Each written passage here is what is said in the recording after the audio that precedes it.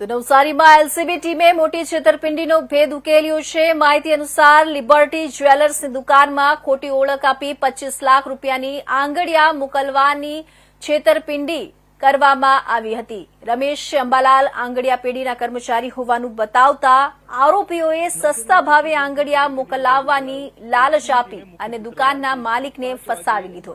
આ બાબતમાં મુખ્ય સૂત્રધાર મુસ્તફા ઉર્ફે મુન્નો અને તેનો સાગરીત ખુદ્દોસ ઉર્ફે કઈમને રોકડ 25 લાખ રૂપિયા અને મોબાઈલ સાથે નવસારી ગ્રીડ નજીકથી ઝડપી પાડવામાં આવ્યા। પોલીસની ઝડપી કાર્યવાહીથી મોટા આર્થિક નુકસાનીને ટાળવામાં સફળતા મળી છે।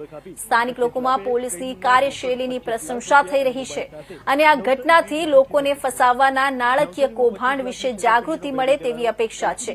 આ ઘટના શહેરમાં સુરક્ષા અને સુરક્ષિત વ્યવહારની મહત્વતા પર પ્રકાશ પાડે છે।